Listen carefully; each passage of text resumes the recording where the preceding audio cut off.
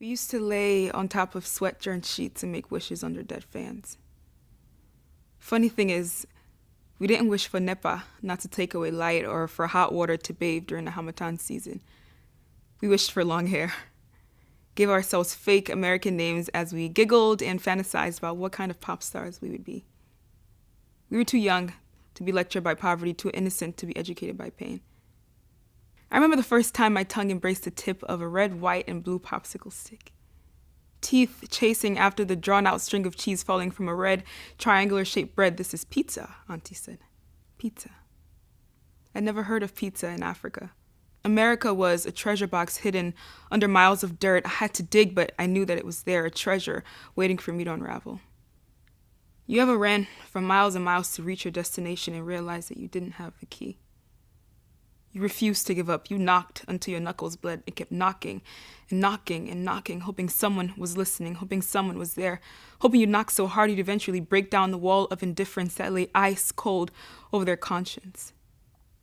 There is something life-changing about the moment when you realize that there are no other options. There are no spare keys for the undocumented immigrant. And so you raise your tired knuckles, and you knock, and you knock, and you knock, hoping that someday someone will be kind enough to open the door. I will urge the president-elect and the incoming administration to think long and hard before they are endangering the status of what, for all practical purposes, are American kids. I've had people kick me out of their cars before, people stop being my friends. I've had really good dates go really badly after I tell them that I'm undocumented. I was born in the state of Morelos in Mexico. I'm from Ecuador. I was born in Guadalajara, Mexico. I was born in Ecuador. DACA is an executive order that allows immigrants who came as children to work legally for 2 years. My parents brought me at the age of 4 back in 1999. So I was 7 years old when I came to this country. I was 4 years old when I came to the U.S. I was 11 years old when I came to this country. I came here when I was a couple months old. Middle school, I was the best student in my middle school. So I kept on receiving offers to go study abroad. I was like, oh, I want to go and I want to go. But then it was in the sense of like my parents were like, you can't go. Because if you go, you'll never be able to come back. It was around like 12 that I was having an argument with my father, just saying that you're undocumented.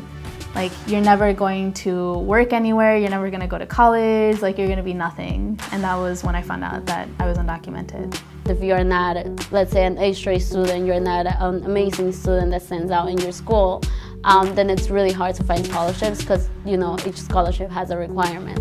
And many undocumented students are not able to do so because they, you know, have to sometimes provide for themselves. They have to go work full-time and then go to school. Well, my family and I have always lived in constant fear, especially of deportation, right? Like, my dad has worked multiple jobs where he's experienced raids, and so he kind of just has to like run and escape those. And I've had like uncles who've been deported. I've had like cousins who've like been in detention centers. So that's a constant fear that we've had since day one. We don't use the word illegal because that kind of just, it's kind of offensive because it's like, you know, it's not who we are. We prefer being called undocumented. Yes, I consider the United States my home, and I think that if I was sent back to Mexico, I would feel very alienated. Although I do speak the language and I know a lot of the culture, and I'm proud of like my Mexican heritage and I love Mexico, but it would just not feel the same. We have to come together and realize that the issue is bigger than paperwork, legalization, and citizenship. This is about human rights. This is about validating our existence to those that don't believe that we should be here. I contribute to the community, and that's something I'm very proud of, regardless of citizenship, regardless of race, sexuality. There's no such thing as a good or a bad migrant. We just are. mean, these are kids who were brought here by their parents. They did nothing wrong. I came here in 1993. I have two kids and they were very young at that time. My son, he's a lawyer now. My daughter, Ima, she's in third year of medical school. For me, their education was very important. During education, they didn't have any immigration status. Their father left country and he was the petitioner. So their cases got affected. One time, Ima said that I have been struggling, studying, but I don't know for what, because I don't see my future. School, by definition, if they're part of this program, they are solid, wonderful young people of good character, and it is my strong belief that the majority of the American people would not want to see suddenly those kids have to start hiding again. I mean, I feel, honestly, I feel very bad, but for me, this is the country and I love this country.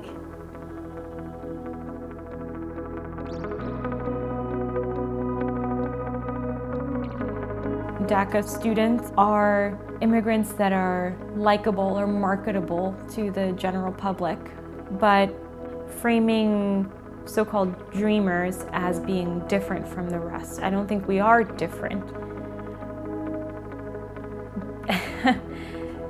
Because all immigrants are dreamers. We all came here because of the promise of the American dream.